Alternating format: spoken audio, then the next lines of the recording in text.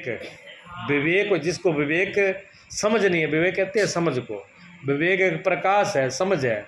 सत्संग से विवेक उत्पन्न होता है, प्रकाश उत्पन्न हो। जैसे ये प्रकाश है, यह प्रकाश तो इस बार के अंधकार को दूर करता है, लेकिन जो हमारा अंधकार, अज्ञान रूपी अंधकार है, वो तो ज्ञान के बगैर नहीं होगा ना। अज्ञान का नाश तो ज्ञान से होगा, और ज्ञान नाम है विवेक का, प्रकाश का। उसको विवेक कहते हैं, उसी को प्रकाश कहते हैं। वो सत्संग हो जाते हैं। हाँ तो अब वो तो, हाँ तो वो सिद्ध पुरुष थे। अब गुरुजी महापुरुष थे, तो उनको तो वैसा व्यक्ति चाहिए होता था। और हम लोगों को आम जनता क्या पसंद करती है? आम जनता के लिए गाने बजाने वाला हो, हंसाने वाला हो, चुटकुला सुना दे, बड़ी खुश है जी, बड़े बोलने वाले हैं, बड़े गाने वाले हैं, बड़े ये हैं वो। अच्छा, महापुरुष है, योगी, उनको यानी उनको तो सच्चा व्यक्ति चाहिए, प्यासा व्यक्ति चाहिए, हृदय में जिसके सचमुच ही प्यास हो परमात्मा की, वो व्यक्ति चाहिए। उसको वो तब वो बोलते थे। और उस व्यक्ति के लिए हमने देखा कि गुरुजी पूरी पूरी रात 1000 आदमी में सत्संग नहीं सुनाना, और एक आदमी को पूरी पूरी रात बैठे सत्संग सुना रहे हैं। जब मेरे बड़े गुरु भाई थे, वो कभी कभी चिढ़ जाते थे कि देखो गुरुजी को कहते वहाँ पर सत्संग सुनाना है तो नहीं जाएंगे, और वैसे पूरी पूरी रात ही सुना रहे हैं। कोई इनको ना भूख है, ना प्यास है, ना कोई नींद आती, ना अगले को बैठे मस्त। अच्छा, तब हमें भी थोड़ी समझ कम थी, मतलब इतना ज्ञान नहीं था कि वो बचपना था, तो मैं कहता वो तो अब गुरुजी की लीला गुरुजी जाने। लेकिन धीरे धीरे गुरुजी का सत्संग सुनते सुनते जब खुद को ये समझ आने लगी, विवेक होने लगा, तब समझ में आया कि वास्तव में गुरुजी सही कह रहे हैं। और अब खुद की हालत ऐसी है, खुद स्टेज पर जाके सोचते हैं क्या सुनाएं, क्योंकि ना वैसा सामने दिखाई देगा, ना बोल पाएंगे भजन सुनाएंगे, जब दृष्टांत सुनाएंगे, चले आएंगे। और अकेले जब बैठ जाते हैं, इक्का दुक्का बैठ रहे हैं, कैसी बात है। और कोई उसमें भी कोई पूछने वाला हो, कोई वास्तव में हृदय में पूछने वाला हो, प्रसन्न किसी का हो, तो उसका उत्तर देने में भी आनंद आता है।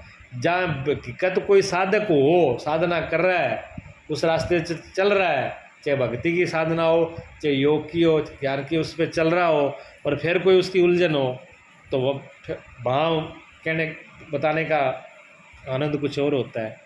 क्योंकि वो उस व्यक्ति को हकीकत में ही, जैसे कोई आदमी जंगल में भटक जाए, और जंगल में जो आदमी भटक गया हो रास्ता, और चारों तरफ से अंधकार और चारों तरफ से खूंखार, जीवों का खतरा, चारों तरफ से मौत दिख रही हो, उस आदमी को कोई रास्ता दिखाने वाला मिले, अब उसकी गति, वो समझता है भी रास्ता दिखाने वाले की कीमत क्या है। और जिस आदमी ने ऐसे ही हो, बेमतलब ही पूछना हो, नहीं, हमारे पास कीमत किसकी है? पत्थरों की कीमत है, चमकीले पत्थरों की कीमत है, हीरे जोरान तो कीमत नहीं। इसीलिए कहता हूँ वहाँ बोलना बेकार हो जाता है। बोलना वहीं बेकार होता है कि जहाँ उस चीज़ की कीमत ही ना हो, वहाँ बोल नहीं पाते हैं। तो तुम लोग उसको डिस्टर्ब करते हो, जो बात कहनी होती है उसको रोकते हो। हाँ, उसमें नुकसान होता है, तो जो धारा होती है वो तोड़ देते हैं आप लोग।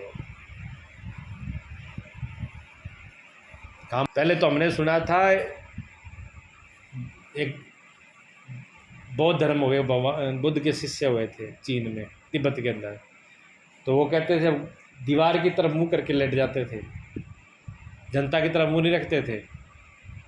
कहते जनता से क्या बात करूं मैं, ये तो दीवार की तरह है, दीवार और इनमें कोई फर्क नहीं है, इसलिए बोलना बेकार है।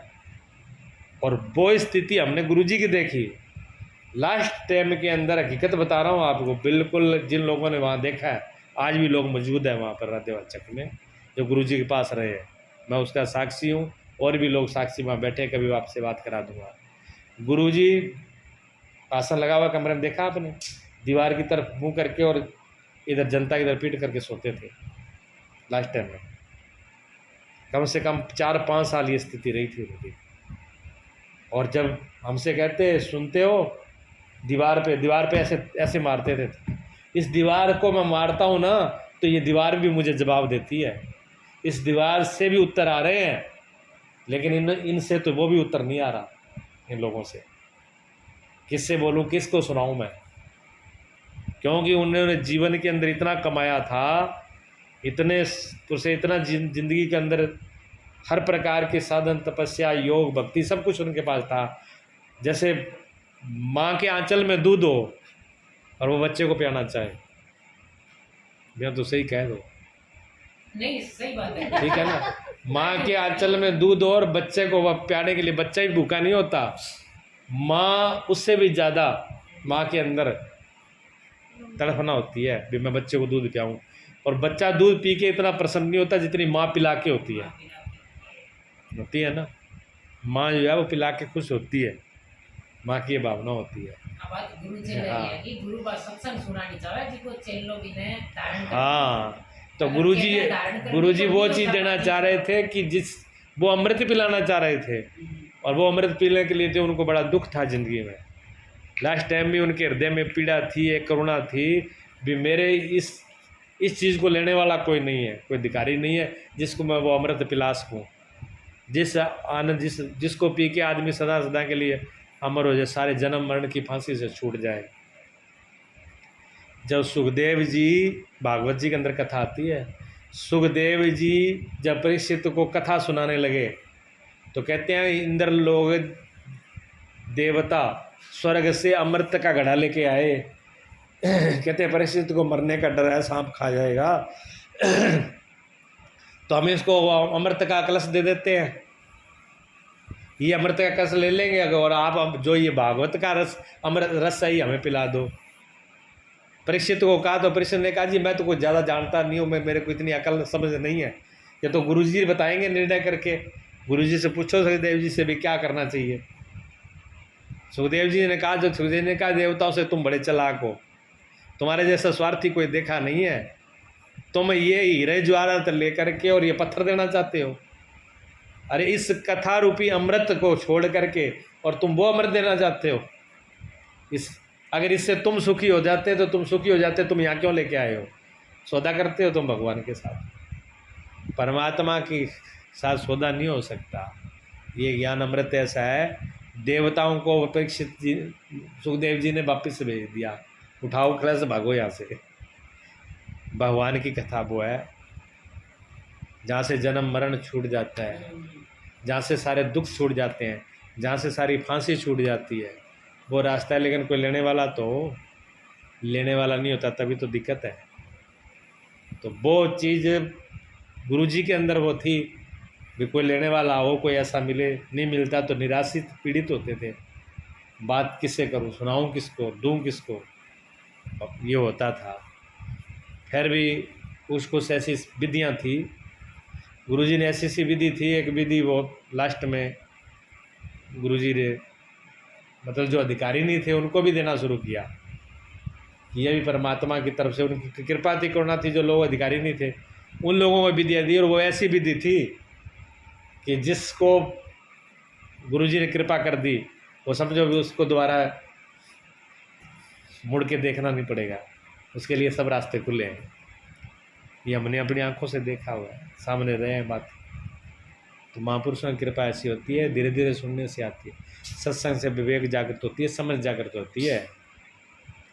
पहले क्या होता है, पंचतंत्र की कथाएं आती थी, एक पुस्तक आती थी, आपने पढ़ी होगी पंचतंत्र की, जिसमें जानवरों को लेकर के उनमें कहानियाँ बनाते थे, शेर की, लोमड़ी की, खरगोश की, पढ़ी है?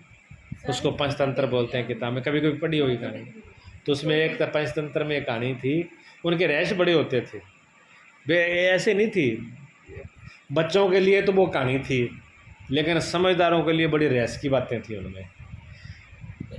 तो कहते हैं एक जंगल के अंदर शेर जो है वो राजा है जंगल का, तो जीव उसका भोजन क्या है, जीव और मांसाहारी है, वो तो जीव खाता है।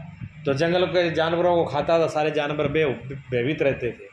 तो फिर मीटिंग करी गई जंगल के अंदर, जंगल में मीटिंग करी भी हम सब लोग पूरे जंगली जानवर सब भयभीत रहते हैं, क्यों ना करें भी एक दिन एक राजा को भोजन करना होता है, एक दिन एक जना भोजन दे दिया करेंगे, बाकी आराम से तो रहें। उन्होंने कहा ये बात ठीक है। सब लोगों ने इकट्ठे करके मीटिंग करके कहा महाराज हमारी फरियाद सुनो कि आपको भोजन करना होता है, एक एक जानवर आपके पास रोज़ भेज दिया करेंगे भोजन के लिए, आप आराम से भोजन करना, आपको भी दौड़ना नहीं पड़ेगा और हम लोग भी भयभीत नहीं रहेंगे। राजा ने कहा भी हमें तो भोजन ही करना है, शेर ने, हमको भागा दौड़ी नहीं पड़ेगी, भेज दिया करो और ठीक है हम अपना पा लिया करेंगे और आप जंगल में मस्ती से रहो। ठीक है, रहने लगे करते करते। अब जिसका नंबर आए जान तो क्यों उसकी परेशान तो होगा जब जिसका नंबर नहीं आया वो तो खुश है यार, और जिसका नंबर आ गया भी आज तो बलि का बकरा है तो वो तो परेशान होगा ही होगा। अब ऐसे परेशानी होती करते करते क्या हुआ, एक दिन लोमड़ी का नंबर आ गया। अच्छा लोमड़ी क्या, लोमड़ी चालाक होती, तेज होती है, दिमाग की तेज होती है। बंदर और लोमड़ी वैसे एक ऐसी चीज़ होती है, तेज होते हैं। लोमड़ी का नंबर आ गया, लोमड़ी ने कहा जाना तो पड़ेगा, लेकिन लोमड़ी के दे टाला ले गए थे। लोमड़ी के परिवार के गए तुम मरवाएगी सबको, टाइम हो गया सुबह, जा तो आज तेरा नंबर है। उसने कहा ठीक है जाती हूँ, नहा धो के जाऊँ, फिर राजा के पास जाना है, नहा धो के साफ सुथरा होकर श्रृंगार सुगुर करके जाऊँ भी जाना ही बनना तो कोई ढंग से तो जाऊँ राजा के पास भी बलि का। और उन्होंने कहा ठीक है। वो करती कराती वो थोड़ा लेट हो गई, कुछ रास्ते में ऐसे करती करती वो 1 घंटे बाद पहुंची।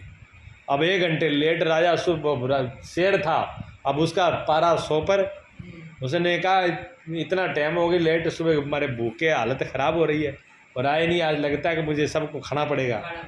तब तक करते करते वो पहुंच के उसने शहर दे के पुकारा, अच्छा तू आई यहाँ, एक तो तू माड़ी सी इतनी है, मेरा इतने से तो मेरा पेट ही नहीं भरेगा और एक इतनी लेट आई है। उसने कहा महाराज कैसे क्या लेट क्या आऊँ, मैं तो जल्दी बहुत जल्दी चली थी और जल्दी आ जाती, लेकिन रास्ते में एक बहुत बड़ा सवा शेर मिल गया, आपसे ही बड़ा।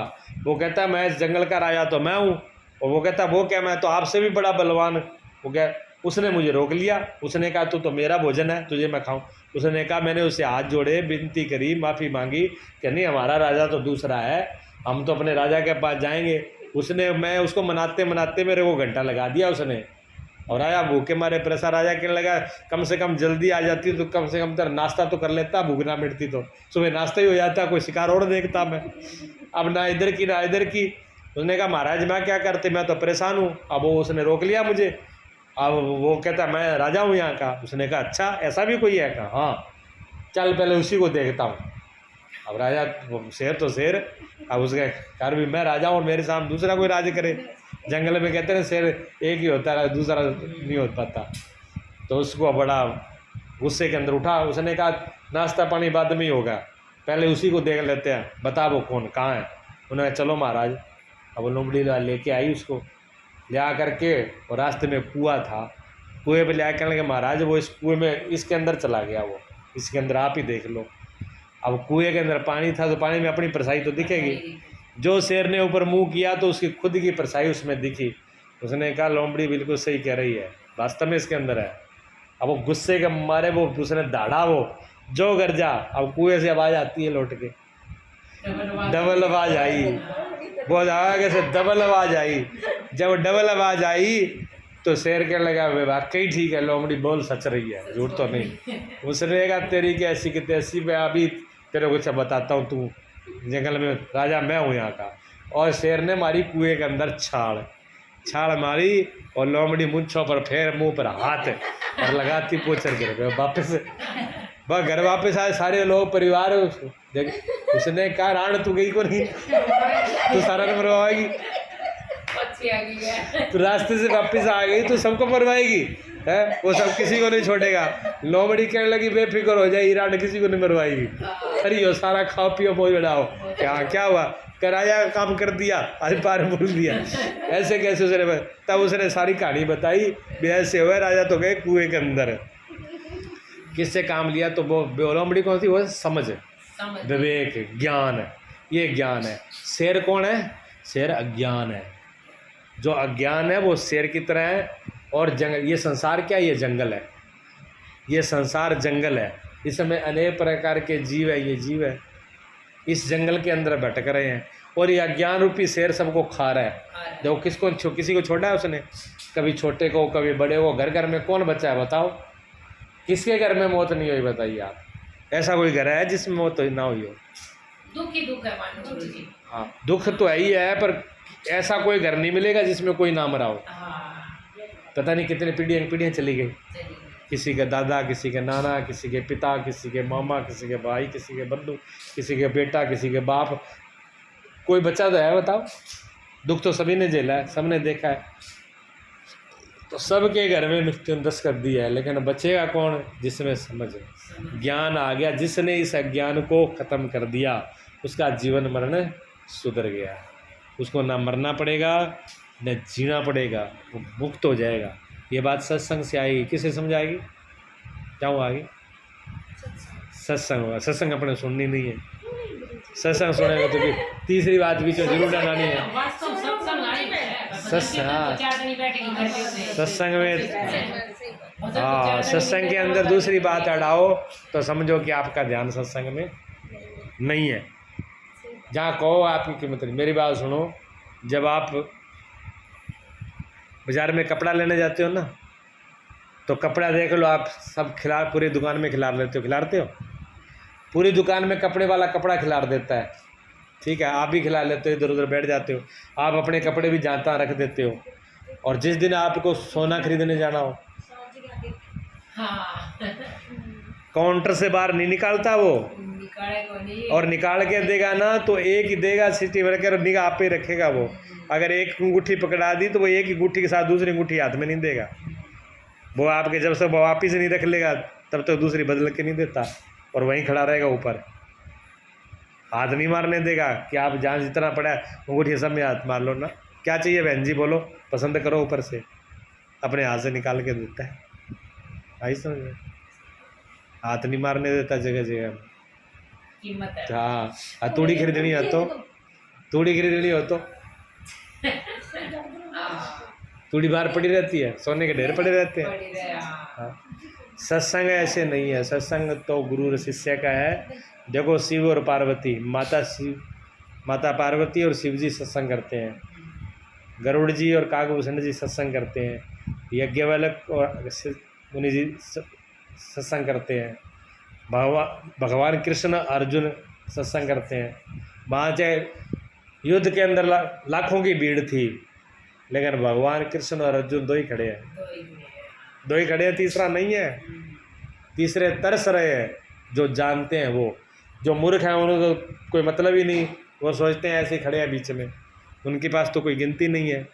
लेकिन विषम पितामह तरस रहे हैं खड़े खड़े कि पता नहीं भगवान के मुख से क्या अमृत बरस रहा है, क्या वहाँ खड़ के प्रार्थना कर रहे हैं, प्रभु आपका एक शब्द भी मेरे कानों में पड़ जाए तो मैं धन्य हो जाऊँ। विषम पितामह ये प्रार्थना कर रहे हैं खड़े खड़े भी, एक भी शब्द भगवान का मेरे कान में आ जाए तो मेरा जीवन भी धन्य हो जाए। और अर्जुन कितना सौभाग्यशाली है जो आज भगवान की वाणी सुन रहा है। देखिए, सुनते सुनते अर्जुन को कितना बड़ा मोह था, मैं कैसे मारूं, ये मेरे हैं, कैसे मैं युद्ध लड़ूं, मैं नहीं लड़ूंगा। कितनी बातें की उसने। करते करते भगवान ने कितनी प्रकार से समझाया, विराट दिखाया, उसकी दिव्य दृष्टि खोली। लास्ट में जाके पूछते हैं भगवान, क्या अर्जुन तुझे समझ में आया? देखो 18वें अध्याय में पूछते हैं। क्यों पूछ रहे हैं? भगवान देख रहे हैं कि इसके अंदर से क्या है। तो अर्जुन क्या कहते हैं? कहते प्रभु नष्टो मोहा स्मृति लब्धा, हे प्रभु मेरी स्मृति मुझे प्राप्त, मेरा मोह जो था ना वो मोह खत्म हो चुका है, वो मोह मेरा खत्म हो गया और मुझे स्मृति मिल गई। स्मृति क्या मिल गई? जो मैं भूला हुआ था अपने आप को। अभी मैं अपने आप को भूला था कि मैं क्या हूँ। कोई अपने को सुमन मानता है, कोई अपने आप को कमलेश मानता है, कोई अपने आप को मधुसूदन मानता है, कोई अपने को चेला मानता है, कोई गुरु मानता है। ये सारे भ्रम है, ये सारे भ्रम है। वो तो सत्य तो एक ही है ना। शरीर का नाम हो गया। हाँ, ये तो शरीर के नाम हो गए। असली हमारे अपने आप को जाना नहीं तो क्या जाना। तो अर्जुन ने कहा स्मृति में जो भूल गया था, खोया नहीं था, भूल गया था। जैसे कोई चीज़ एक तो गुम ही हो जाए वो तो फिर मिलने में दिक्कत होगी, लेकिन गुम नहीं हुई, रख के भूल गए। कैसे भूल जाते हैं? आँखों का चश्मा कई बार सिर पर कर लेते हैं, फिर ढूंढते हैं, ढूंढता फिर मेरा चश्मा कहाँ गया। अब आप आपकी खुद की आँख तो यहाँ जाती नहीं, फिर दूसरा ही कोई कह देता है कि ये सिर पर ले, एक तो आपने सिर पर ले रखा है, अरे हम तो भूल ही गए थे, अपने सिर पर रख लिया था, ढूंढते यहाँ फिर रहे। तो सिर पर रखा था फिर भी देख लो भूल गए सत्संग। इसी प्रकार वो हमारा होना आत्म तत्व जो है, जो परमात्म तत्व है, जो तत्सत है, ओम तत्सत, वो कहीं दूर नहीं है, लेकिन हम भूल गए। अर्जुन ने कहा कि नष्टो भुवा, मेरा मोह नष्ट हो गया है, स्मृति लब्धा, मुझे स्मृति, मुझे याद वापस लौटाई है। लेकिन आगे क्या बोला, सिर्फ अगर इतनी बात कहते तो भगवान फिर गड़बड़ हो जाती, फिर भगवान को और समझाना पड़ता। इतनी बात नहीं कही, उसके आगे एक बात और कही उन्होंने, कहते हैं तुम्हारा प्रसाद, जो आपके प्रसाद से, आप भगवान, अर्जुन ने कहा कि प्रभु आपकी कृपा से, आपके प्रसाद से मेरा मोह नष्ट हो गया है और मुझे स्मृति मिल गई। तुरंत ही साथ लगाया वो शब्द उन्होंने। तब भगवान को संतोष हुआ भी, ठीक, इसका अहंकार नहीं है। अगर वो कहता हाँ मैं समझ गया, आ गई मेरे समझ में, तो भगवान समझ लेता भी या पल्ला की को नहीं। उसने कहा नहीं, आपकी कृपा से मेरा मोह नष्ट हो गया, मेरे को याद आ गई। इसमें अर्जुन का खत्म भी, मेरा उसमें कुछ नहीं है। वहाँ अर्जुन का एम खत्म हो गया, अहंकार खत्म हो गया। तो अहंकार मिट जाता है तो अज्ञान रूपी ये शेर खत्म हो जाता है। यार आज़ादी से घूमो, तो कोई मारने वाला नहीं है, मारने वाला नहीं है, ठीक है ना। ये चीज़ें सत्संग की हैं।